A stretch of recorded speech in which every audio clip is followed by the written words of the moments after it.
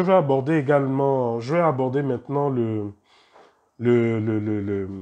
sujet concernant les, les- le palais de justice d'aujourd'hui. J'ai passé toute la journée au palais de justice avec d'autres observateurs de la société civile.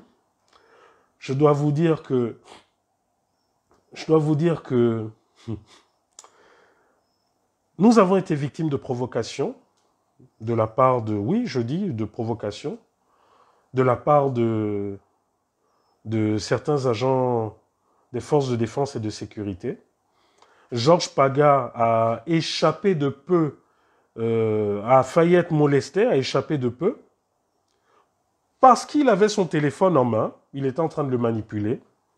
Un agent a estimé que il était en train de filmer ou je ne sais trop quoi. Bon, déjà, lorsqu'on est au parloir, au niveau de la salle des pas perdus, il n'y a aucune loi qui interdise que quelqu'un ait son téléphone, réponde à un appel ou je ne sais trop quoi.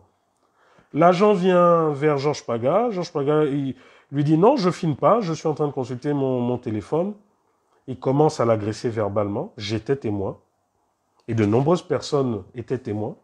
Il commence à l'agresser verbalement en faisant, comment dire, en, en montrant que c'est une autorité, on va dire. En montrant qu'il a le pouvoir, que c'est une autorité. Donc il s'en va, après il revient avec 3, 4, au final c'était près de 10, avec des hauts gradés et autres. Ils se sont mis à prendre le téléphone de Georges Paga, à le fouiller, à fouiller le téléphone, malgré le fait que devant témoins, Georges leur ait dit non, voilà, je n'ai pas filmé, voilà, voilà, mais ce n'était pas leur problème.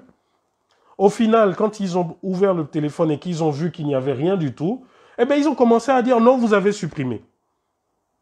Donc en plein palais de justice, quelqu'un peut comme ça porter des affirmations, vous vous retrouvez encerclé, en minorité, parce que tout simplement, ce sont des gens qui portent la tenue militaire, l'intimidation, jusque dans les rangs du palais de justice.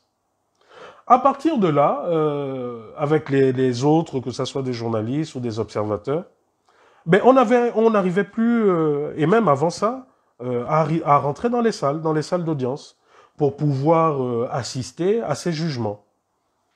Un coup, on est dans la salle de jugement qui devait se dérouler de M. Pascal Oyougou. Un coup, on refuse de nous faire entrer, prétextant qu'il faudrait moins de 30 personnes dans la salle à cause des mesures de restriction de Covid, etc. Mais on explique aux agents qu'on n'était même pas 20. Les agents embêtés refusent. Après un coup, on nous fait rentrer. Après 30 minutes, un haut gradé vient nous faire sortir en prétextant, en disant que ce sont des ordres qu'il a reçus, etc. Bon, au final, on ne comprend plus. On ne comprend plus. Si les familles n'ont pas le droit d'assister, de voir comment la justice est rendue auprès de leurs parents qui sont incriminés, qui sont à la barre, si les membres de la société civile n'ont pas le droit, si les journalistes n'ont pas le droit d'assister à ces manifestations, pourtant, pour ceux qui sont déjà arrivés au palais de justice, je vais vous dire que c'est énorme. Donc vous avez largement d'espace pour suivre les débats. Vous avez largement l'espace. Mais comme par le plus grand des hasards, on vient, on vous fait sortir, et après on vous explique que ce sont des ordres, ce sont les ordres qu'on a reçus. Voilà ce matin encore ce que nous avons vécu. Mais après, au final, moi, sincèrement, je commence vraiment à croire que soit nous vivons pas dans le même Gabon, parce que tous les jours nous voyons, lorsque ce sont les membres du parti au pouvoir, de la famille présidentielle, et j'en passe, qui ont des manifestations, que ce soit des décès, que ce soit des manifestations politiques, il n'y a aucun respect des mesures barrières. Aucun. Personne n'est inquiété. Personne n'est arrêté. Personne n'est... je ne sais pas, personne. Mais maintenant, lorsqu'on est dans des situations où on a besoin d'avoir des témoins oculaires, des parents, la société civile, des journalistes, là, bizarrement, on nous parle des mesures barrières. Et quand demain on vous dira que votre Covid, c'est un Covid politique, vous direz oui, les activistes, oui, etc., oui, ceci, cela. Mais en fait, comme d'habitude, vous pensez vraiment que nos cerveaux sont restés à l'âge de Cro-Magnon, que nous avons encore des cerveaux des hommes de caverne, je pense. Donc, suite à ça, malheureusement, beaucoup n'ont pas pu assister au procès comme on le souhaitait. Et concernant M. Pascal Oyougou, je dois vous dire que j'ai vu ce matin vraiment un homme digne. Un homme qui n'a pas fléchi, qui n'a pas perdu son sang-froid face à l'intimidation, face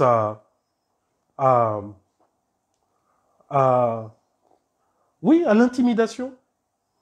C'est un monsieur que j'ai vu le matin à 8 heures avec sa famille, avec ses enfants, un monsieur digne. Et j'ai vu un monsieur également repartir, un monsieur digne. Monsieur Pascal Oyougou ils l'ont condamné à 5 ans de prison, dont 2 avec sursis. Bon, vous comprenez que c'est une manière